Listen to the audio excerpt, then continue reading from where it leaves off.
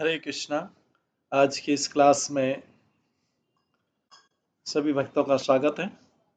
हम कीर्तन से स्टार्ट करेंगे। जय राधा माधव कुंज बिहारी, जय गोपीजन वल्लभ गिरिवरधारी, यशोदानंदन व्रज जनरंजन, यमुना तीरावनचारि,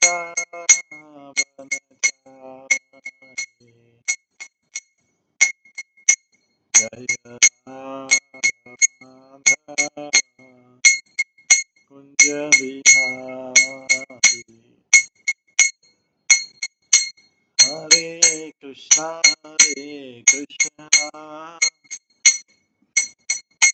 कृष्णा कृष्णा हरे हरे, हरे राम राम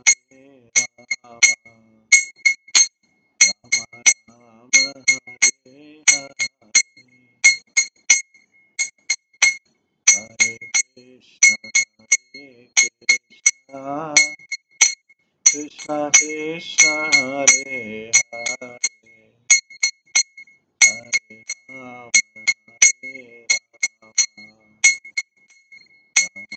राम हरे हरे,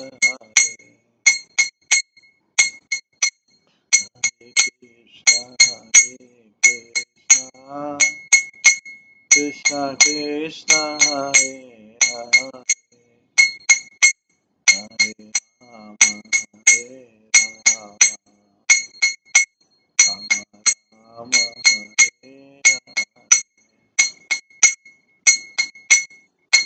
हरे कृष्णा कृष्णा कृष्णा हरे हरे, हरे राम राम राम हरे हरे,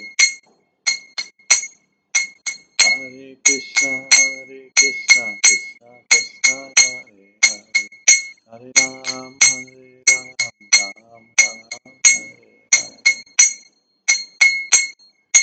हरे कृष्णा कृष्णा कृष्णा हरे हरे, हरे राम राम राम हरे हरे, हरे कृष्णा कृष्णा कृष्णा हरे हरे, हरे राम राम राम हरे हरे, जय राधा गोविंद राधा गोविंद राधा, जय राधा माधव राधा माधव राधा, जय गौरनिताय जय गौरनिताय जय गौरनिताय, जय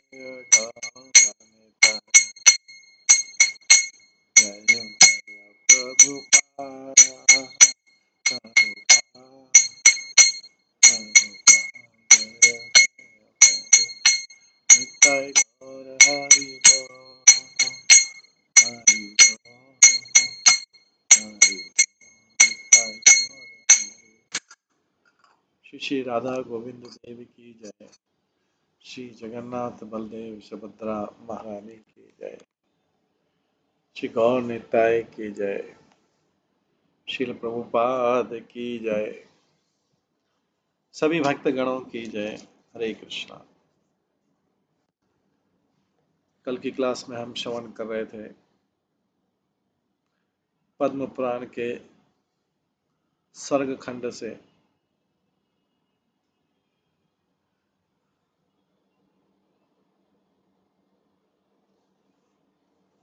जिसमें हम भगवान के नाम की महिमा सुन रहे थे, और ये भी था कि जो सिर भगवान के शरीर के सामने झुकता है वही व्यक्ति के शरीर का सर्वश्रेष्ठ अंग है। जो जीवा तभी कहलाती है जब वो भगवान का गुणगान करती है।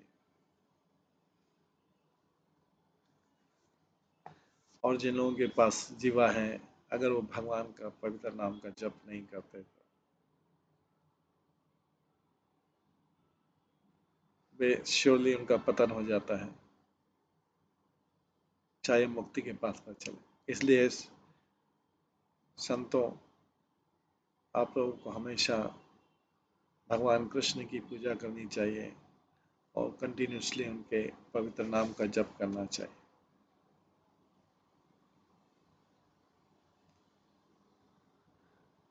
और हमने ये भी श्रवण किया था कि जो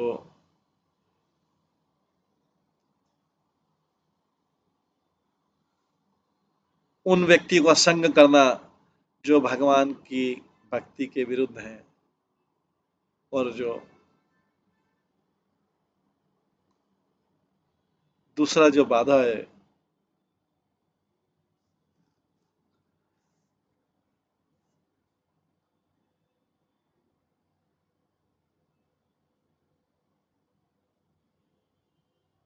वो है स्त्री संग। सूत गोस्वामी कहते हैं कि जो स्त्री की दृष्टि से जो आदेश है, वो देवता भी उल्लंघन नहीं कर सकते हैं।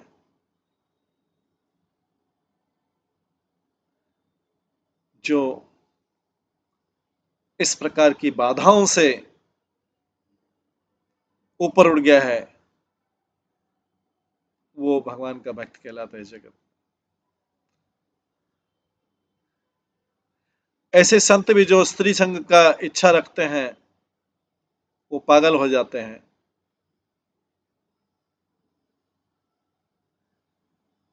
उस व्यक्ति में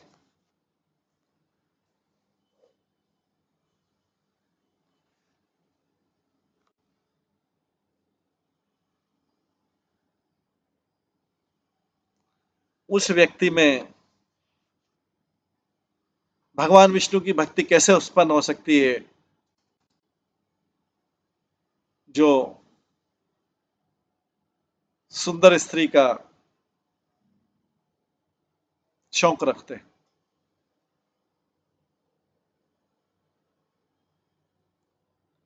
एक्चुअली जो भगवान की भक्त नहीं, वह स्त्रियां,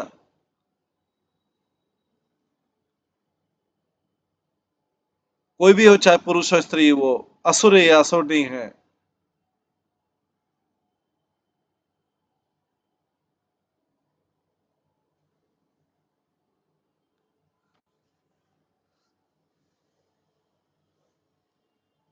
वो असुर ने अगर भगवान का, स्त्री और पुरुष दोनों ही भगवान के भक्त नहीं है।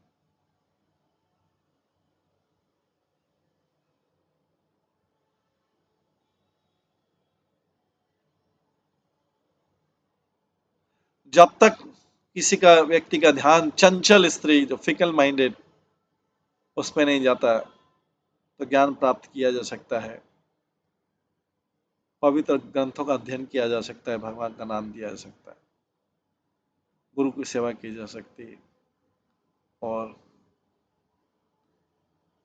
इच्छा बनी रहेगी भौतिक जगत को क्रॉस करने की। भेदभाव संभव है और भक्तों का सम किया जा सकता है, और पुराणों की इच्छा की जा सकती है। जिनके ऊपर भगवान की कृपा होती है, थोड़े से टेस्ट भी भगवान के चरण कमलों का, जिसमें थोड़ा भी टेस्ट हो,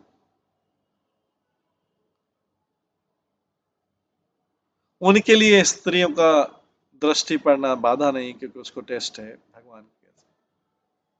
और जो लोग भगवान विष्णु की भक्ति कर चुके हैं कई के जन्मों तक, वो इस प्रकार के स्त्रियों द्वारा दिए गए लोभ से अपने आप को विरक्त रख सकते हैं। सुंदरता क्या है? इस शरीर की सुंदरता पस, मल मूत्र, रक्त, त्वचा, मांस, हड्डी और मज्जा और वसा है, फिर भी इस शरीर को सुंदर माना जाता है।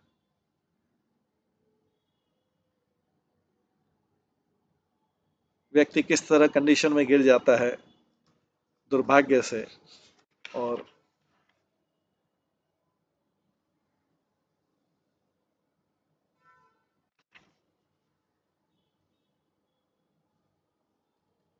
कि वो व्यक्ति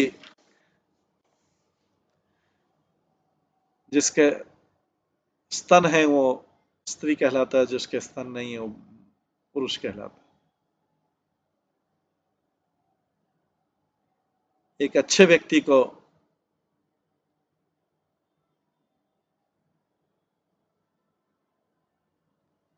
इस प्रकार का संग हमेशा त्यागना चाहिए।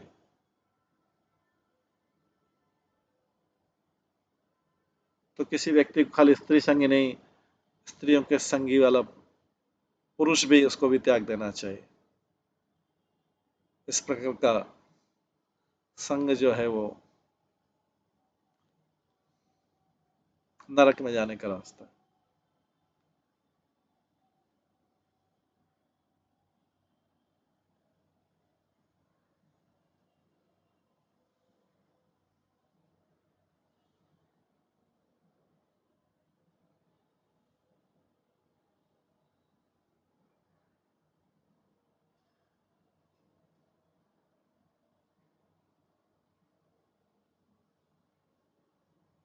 इस जगत में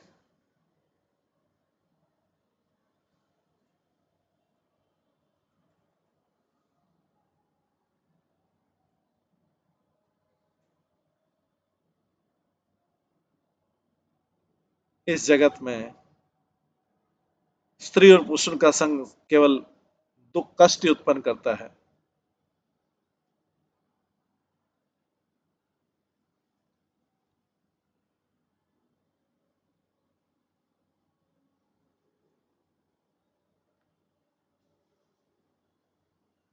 एक बुद्धिमान व्यक्ति जो है उसको इस पे विचार करना चाहिए।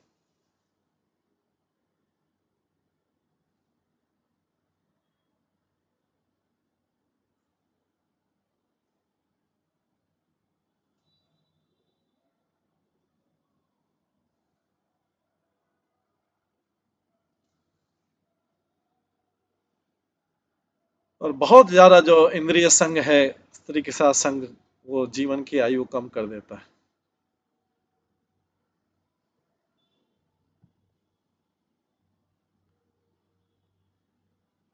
तो व्यक्ति को स्त्री संग में आनंद लेने के बजाय भगवान कृष्ण के चरण कमलों का ध्यान करना चाहिए।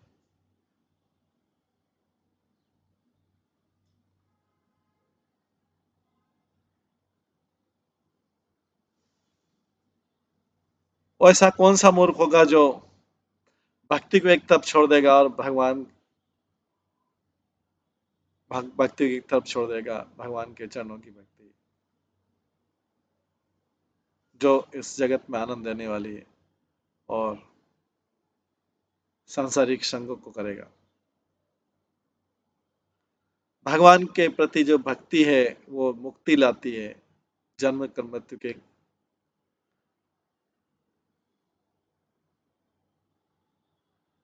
इसके विपरीत सांसारिक संग जो है उसको बार बार जन्म मृत्यु के चक्र में डालता रहेगा। इससे उसको और दुख होगा,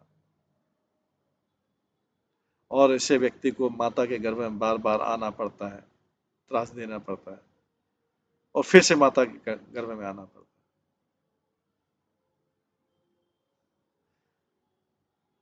मैं अपने हाथों को अपने सिर के ऊपर ढककर मैं ये बोल रहा हूँ, मेरे शब्दों को सुने, जिसके बहुत गहरा मीनिंग है, और आपके लाभ के लिए अपने हृदय को भगवान विष्णु की सेवा में लगा दीजिए।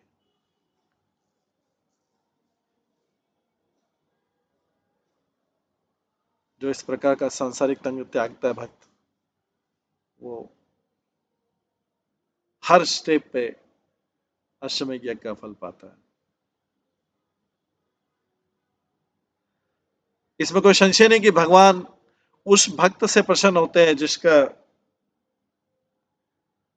पुण्यवान स्त्री से विवाह होता है, जो अच्छी फैमिली की हो और जो संतान प्राप्ति के बाद संग शारीरिक संग त्याग देता है।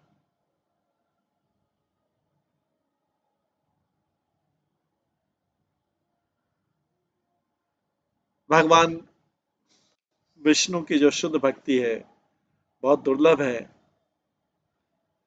पर जो उसको प्राप्त कर लेता है वो प्रसन्न रहता है। वास्तव में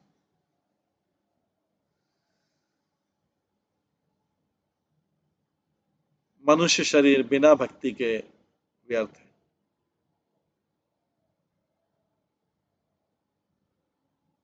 ब्रह्मा जी और शिव जी भी भगवान विष्णु की पूजा करते हैं उनको प्रसन्न करने की आशा में।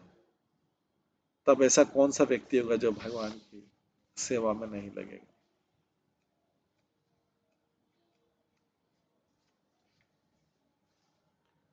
तो ये भूमि खंड के बाद हमने ब्रह्म खंड पढ़ा।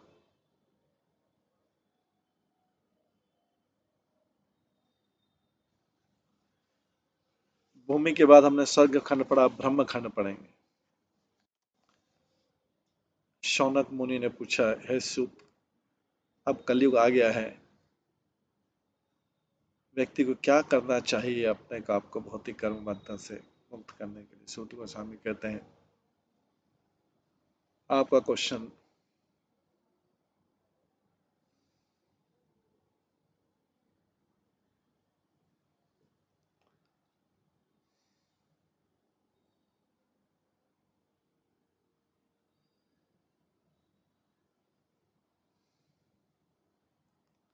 सूत गोस्वामी कहते हैं आपका क्वेश्चन बहुत अच्छा है। आप सब जगत का कल्याण सोच रहे हैं। आपके प्रश्न के उत्तर में मैं आपको श्रील व्यासदेव और जैमिनी ऋषि के बीच की वार्तालाप करता हूँ। जैमिनी ने व्यासदेव से पूछा,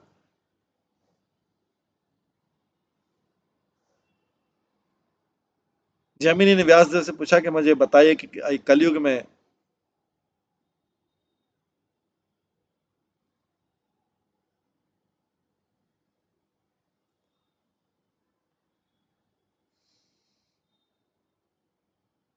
कि कलयुग में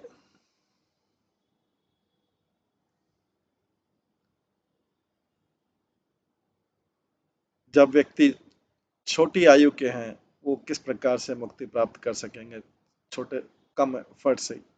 व्यासदेव ने बोला कि भक्तों के एसोसिएशन से।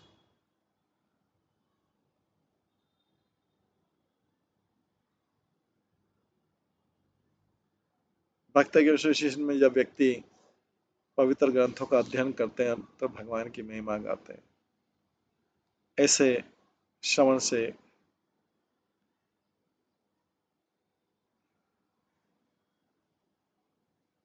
भगवान की भक्ति के संग में आते हैं, आध्यात्मिक ज्ञान से, और व्यक्ति मुक्ति की तरफ जाता है। वास- वास्तव में भगवान पूर्ण पुरुषोत्तम भगवान कृष्ण हमेशा उन स्थानों में रहते हैं जहाँ पे उनकी महिमा गाई जाती है।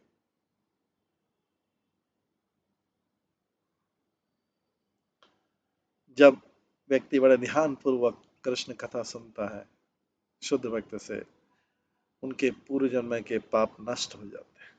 व्यासदेव ने फिर एक कथा सुनाई। एक चोर था जिसका नाम था दंड का। वो लोगों को आतंकित करता था, उनके आसपास जो लोग रहते। वो ब्राह्मणों का धन लूट लेता था, अपने मित्रों को मारता था और दूसरों की स्त्री के साथ संग करता था।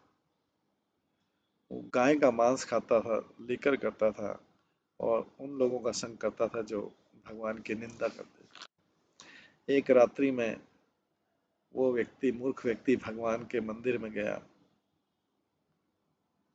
और उस जगह वहां पे भगवान की पूजा के लिए जो सामग्री थी उसको चोरी करने के उद्देश्य गया। उसके शूज जो थे वो मडी थे, जिसके कारण पूरा टेम्पल खराब हो गया।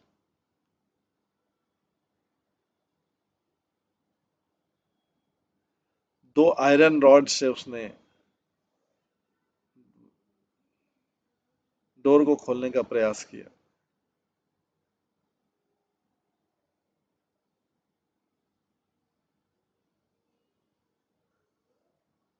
और दंडका के हाथ में एक लैंप था जिससे अंधकार दूर हो रहा था, और जो ऑयल था उस लैंप में जल रहा था, उससे बहुत सुगंध आ रही थी पूरे टेम्पल में।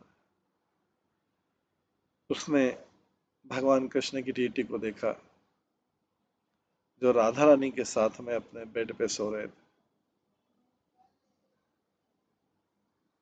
जैसे ही उसने उस डीटी को प्रणाम किया, दंड का पिछले जन्म के पाप से मुक्त हो गया। उन्होंने सोचा कि जो मैं चीजें यहाँ पे रखी हुई है, मैं इसको चुराऊं या नहीं चुराऊं, क्योंकि मैं तो फुल टाइम थीफ हूँ, मैं भगवान की सेवा तो नहीं कर सकता। इसमें से मैं सोच रहा हूँ कि इसमें से कुछ भी चीज मेरे काम की है या नहीं है। फाइनली दंडक ने अपना मन बनाया उन वस्तु को चुराने कराएगा जो उसने देखा। उसने भगवान के सिल्क गारमेंट को, सिल्क वस्त्र को लिया और नीचे फ्लोर पे बिछाया, और उसमें बाकी सारी सामग्री रखी और इसको बंडल बना के बंडल बना दिया। उस चोर के हाथ कांप रहे थे और उसके परिणाम स्वरूप उसके हाथ से कोई हैवी आइटम गिर गया और वो फर्श पे गिरा। जैसे वो गिरा, कई लोग भाग के आ गए, अपनी स्लिप से गिरा। उन्होंने आश्चर्य किया, क्या ये क्या? चोर ने सब कुछ छोड़ दिया और भाग गया। ऐसा हुआ तब जब वो भाग रहा था तो दंडक को एक ब्लैक सांप ने काटा और वो मृत्यु हो गई। इससे पहले वो सारे पापों से मुक्त हो चुका था। यमदूतों ने उनके अपने स्वामी के सामने लाए। यम ने बड़े क्रोध से चित्रगुप्त से पूछा, ये दंडका की एक्टिविटी के बारे में बताओ। चित्रगुप्त बोला, इसने वो सारा संभव पाप किया जो पॉसिबल, पर इसने एक काम ऐसा किया है जो इसके सारे पापों को नष्ट कर देगा। यमराज उत्साहित हुए उसको सुनने के लिए। चित्रगुप्त ने बताया, ये जो सबसे बड़ा पापी था, ये भगवान के मंदिर से चोरी करने गया था, विष्णु के मंदिर। उसके पैर में गंदे थे, इसलिए जब उसने टेम्पल में चला, उसने टेम्पल के फ्लोर, जो टेम्पल के फ्लोर पे जो होल्स थे उसको भर दिया। ये जो कार्य है, इससे व्यक्ति फ्री हो गया सारे पापों से। आपको इसलिए कोई अधिकार नहीं है इसको पनिशमेंट करने।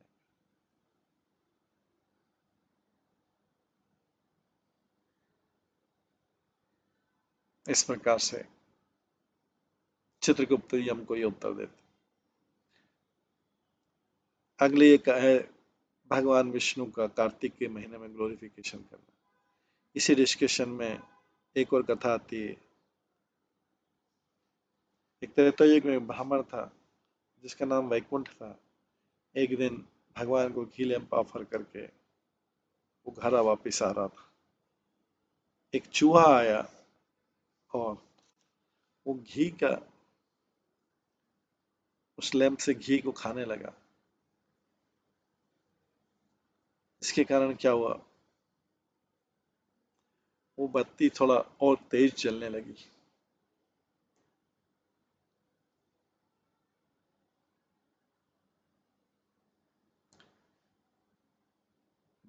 वो लैंप से जल नहीं जाए इसके भय से वो रेत तेजी से भागा और उस समय वो एक सर्प के द्वारा मारा गया और मृत्यु हो गई।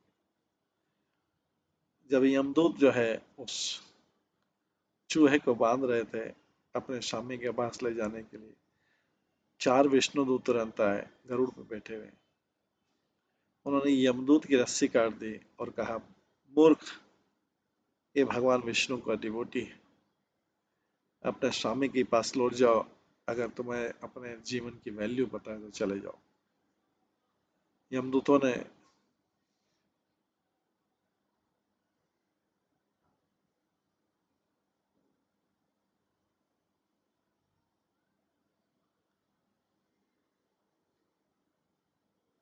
बड़ी नम्रता से पूछा, इसने ऐसा कौन सा महिमापूर्ण कार्य किया था जिससे आप इसको वैकुंठ में ले जा रहे हैं? विष्णुदूत ने कहा, इसने वो जो लैंप बुझ रहा था भगवान के सामने, इसने उसको फिर से जगा दिया। हालांकि इसने अनइंटेंशनली किया था। जो एक्टिविटी है इसमें इतनी पावर है कि इसके करोड़ों जन्मों के पाप नष्ट हो।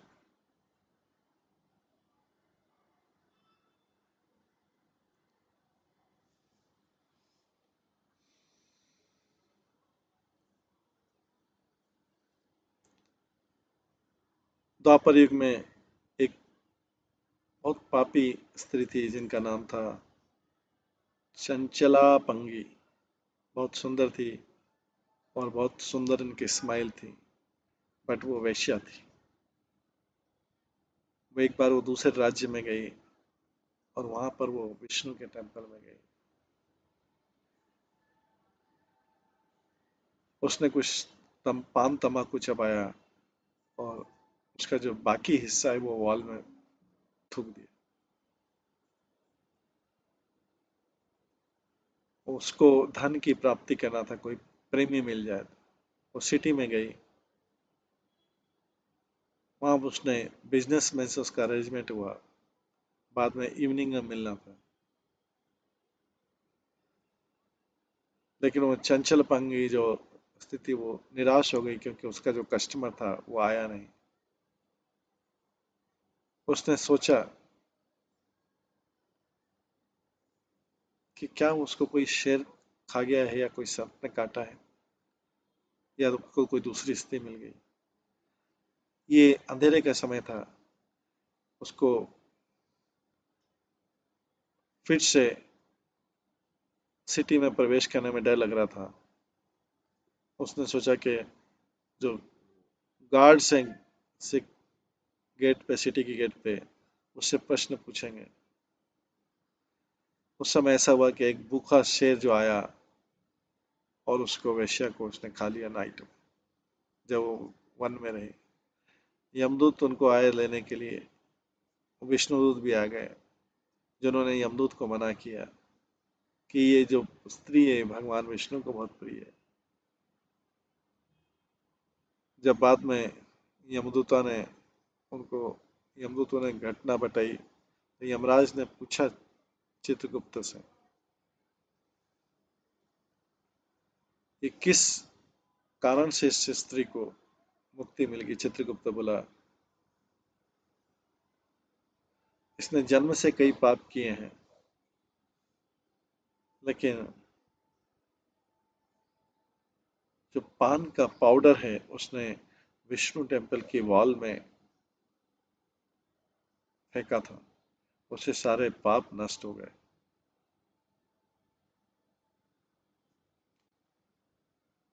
जो उदार भगवान है, उन्होंने सोचा कि वो टेम्पल को सुंदर कर रही है, टेम्पल की वॉल को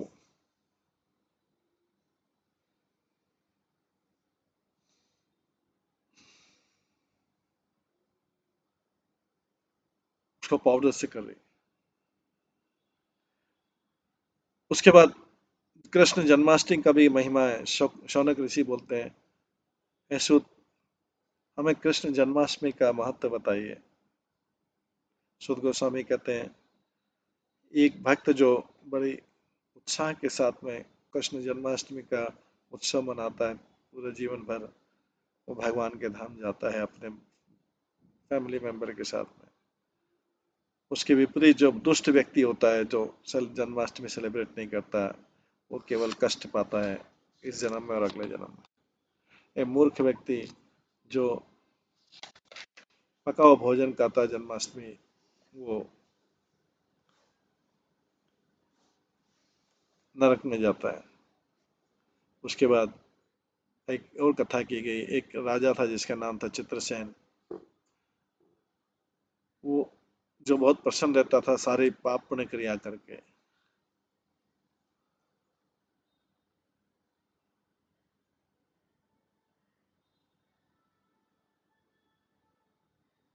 ऐसा लगता था कि उसके जो वो इन 4 नियमों का बहुत बुरी तरह से उल्लंघन करता था। एक दिन चित्रसेन जंगल में शिकार करने गया। जब उसने देखा एक शेर आया है, उसने अपने आदमी को बोला इसको घेर लो। उसके बाद उसने अपने सिपाहियों को बोला, मैं इस शेर से अकेला लड़ूंगा, अगर कोई और बीच में आया मुझे बचाने तो मैं मार डालूंगा। लंबे शिकार के बाद जब राजा भूखा और प्यासा था और वो यमुना नदी के किनारे गया, भूखा और प्यासा था। उस दिन वो जन्माष्टमी का समय था। यमुना के किनारे उस राजा ने कई चांडाल कन्याओं को देखा।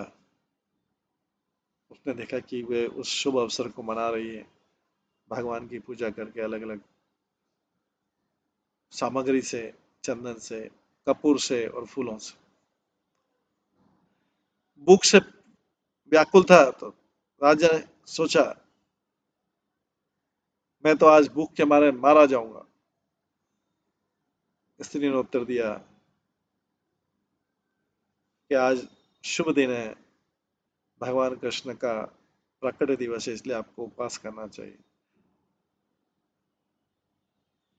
और जो जिसने अपने जीवन में कभी कृष्ण जन्माष्टमी फास्ट नहीं किया, उसका वो नरक में दंड पाएगा। इसको सुन के राजा चित्रसेन ने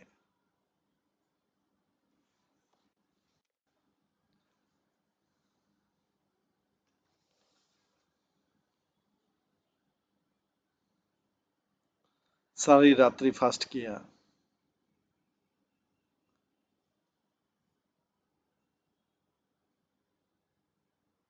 वास्तव में वो भगवान की सेवा भक्ति से उसने उस रात कृष्ण की पूजा की, चंदन के लेप से और फूलों से। उसके सिंसियर प्रयास से राजा भगवान विष्णु के धाम गया, ये बहुत ही जगह छोड़ गया। इसके बाद राधाष्टमी की महिमा थी। शौनक ऋषि कहते हैं, सुन हमें बताइए राधाष्टमी की महिमा। सुद गोस्वामी कहते हैं, पहले नारद मुनि ने यही निवेदन ब्रह्मा जी से किया था। नारद ने कहा,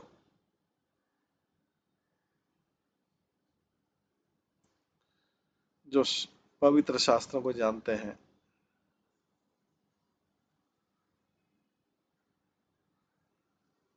ब्रह्मा जी से पूछा था हमको राधाष्टमी के बारे में बताइए, इसका क्या परिणाम होता है राधाष्टमी का प्राकट दिवस मनाने से, और जो नहीं करते उनका क्या पाप होता है। ब्रह्मा जी ने बोला, मेरे बालक, ध्यान पूर्वक सुनो।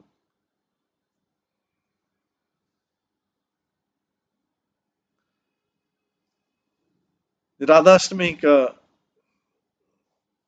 उपवास करने से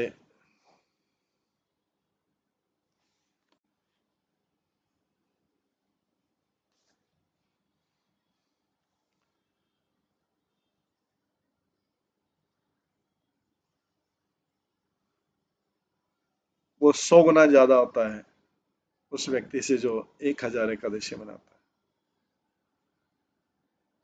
वास्तव में जो बेनिफिट रहता है राधाष्टमी ऑब्जर्व करने से, एक बार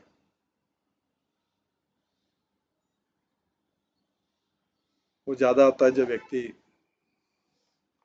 माउंट मेरो के वेट से ज्यादा गोल्ड देने, माउंट एक सुमेरु पर्वत के वेट के बराबर गोल्ड देने का फायदा होता है, दान देने का फायदा होता है।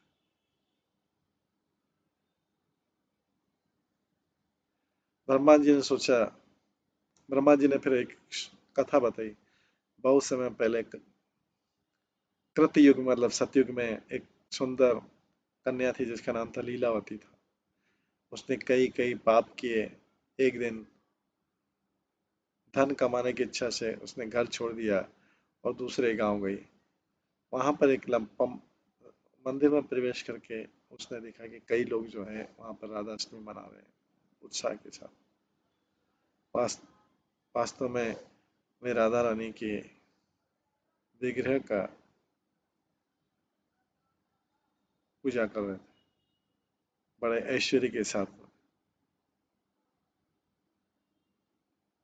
कुछ भक्त लोग गा रहे थे, कुछ भक्त लोग डांस कर रहे थे और अदर जो दूसरे भक्त थे वो प्रेयर कर रहे थे। इस उत्साह से लीलावती ने एक भक्त के पास गए, उससे पूछा, आप बहुत आनंदित दिख रहे हैं, आप क्या कर रहे हैं? उस भक्त ने कहा, आज राधाष्टमी है, इस दिन राधा रानी का जन्म हुआ था, हम इस उत्सव को मना रहे हैं बड़े उत्साह के साथ में, और हमें विश्वास है कि हमारे सारे पाप नष्ट हो जाएंगे, बहुत गंभीर के अपराध भी नष्ट हो जाएंगे, ब्राह्मण को मारने के अपराध भी नष्ट हो जाएंगे। लीलावती ने पूछा, लीलावती ने पूछा, मैं भी इस संकल्प को पूरा करूंगी जिससे सारे पाप क्षमा नष्ट हो जाएंगे। तो उसने भी बाकी सारे भक्तों के साथ मिलकर राधा अष्टमी के सेलिब्रेट किया।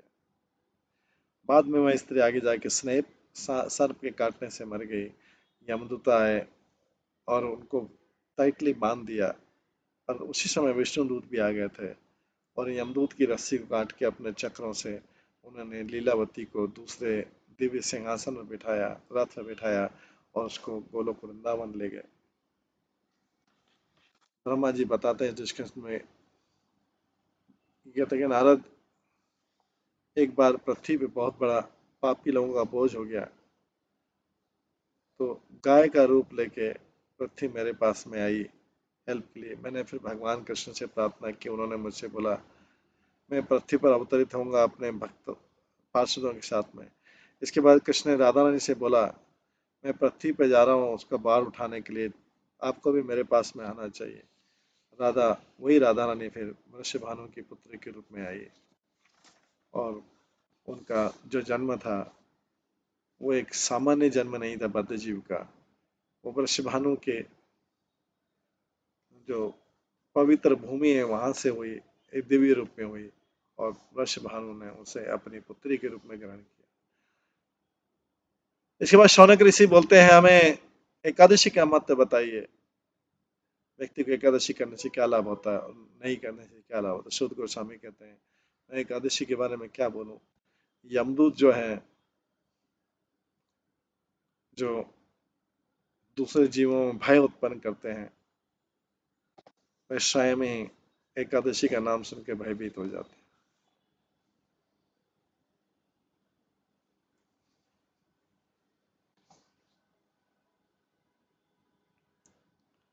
व्यक्ति को एकादशी के दिन सारे दिन फास्ट करना चाहिए और रात्रि को जागरण करना चाहिए भगवान विष्णु की पूजा करके। जो व्यक्ति भगवान विष्णु की पूजा करता है तुलसी लीव के साथ में, वो करोड़ों यज्ञों का फल प्राप्त करता है।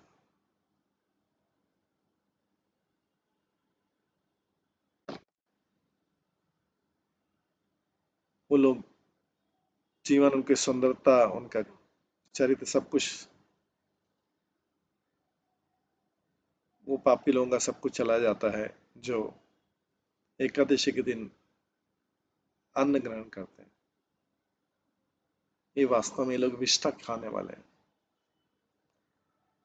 जो व्यक्ति एकादशी दिन अन्न खाते हैं रोगी हो जाते हैं, कृपल हो जाते हैं और कफ और लेप्रोसी से, कुष्ठ रोग से पीड़ित होते हैं। वो गांव के सुअर बन जाते हैं और वो उनका अगले जन्म जो है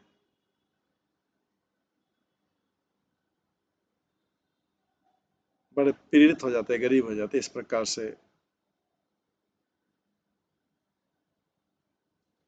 बहुत लंबा डिस्क्रिप्शन है, बेनिफिट है एकादशी के फास्टे के दिन। और जो एकादशी नहीं करते उनके लिए क्या पनिशमेंट है, क्या दंड है। हे ब्राह्मण, जो स्त्री अपने पति के साथ में सारी रात्रि जागती रहती है एकादशी के दिन, वो भगवान विष्णु के धाम में निवास करेगी। एक कथा थी इसमें, पहले एक बहुत धनी व्यक्ति था जिसका नाम था वल्लभ।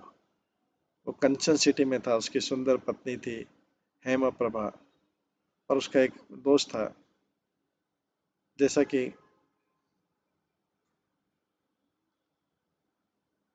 कली के युग में होता है, वो बहुत ज्यादा बात करती थी, टॉकेटी थी।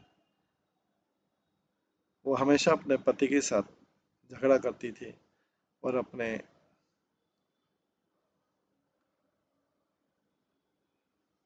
बड़े लोगों को क्रूर शब्द से बोलती थी। वो सीक्रेटली चुपचाप कुकिंग पॉट से, पकाने वाले बर्तन से डायरेक्टली खा लेती थी, और जो बचा हुआ था उसको अपने वरिष्ठ को, वृद्धों को दे देती।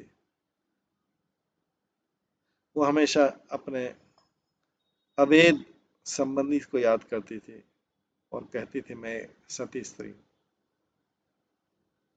एक बार उसने अपने पति के साथ बहुत झगड़ा किया और उस पति ने उसको मारा। क्रोध से आकर वो खाली घर में गई और बिना किसी को बोले वहां पर जाकर सो गई। जब तक थोड़ी देर वहां पर रही, उसने कुछ भी खाया पिया नहीं। दुर्भाग्य से उस दिन एकादशी दिन था, जिससे सारे पाप नष्ट हो जाते हैं। उसने पूरी रात्रि एकादशी की और अगले दिन द्वादशी भी की। आगे एक जन्माष्टमी के दिन उसकी मृत्यु हो गई। यमदूत उसके पास में आए लेने के लिए, और उसको ले जा रहे तब विष्णुदूत भी आए। उन्होंने यमदूतों की रस्सी को काट दिया और उसको उन्होंने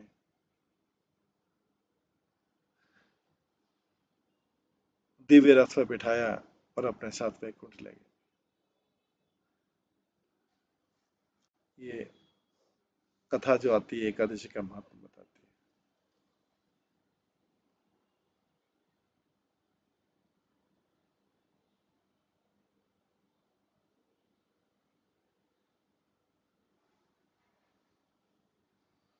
उसके बाद डिस्कशन आता है पश्चाताप के लिए। जो अवैध संग करता है और उसको जो अवैध संग करता है, इस प्रकार से उसको 3 दिन फास्टिंग करना चाहिए और उसको गाय और भोजन जो है ब्राह्मण को दान में देना चाहिए। जो वैश्या के साथ में रहता है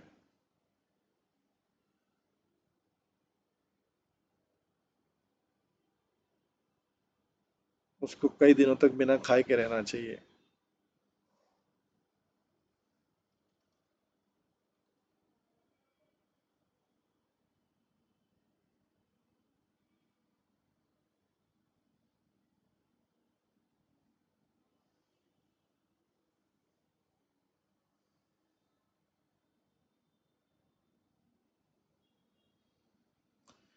ये व्यक्ति लहसुन, प्याज और मीट खाता है, उसको चंद्रयान संकल्प लेना चाहिए।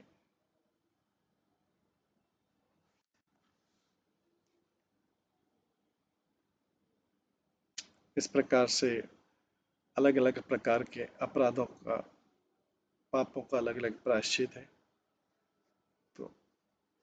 आज हमें इन प्रायश्चितों को यहीं पे रखकर इसके आगे होने वाले प्रायश्चित को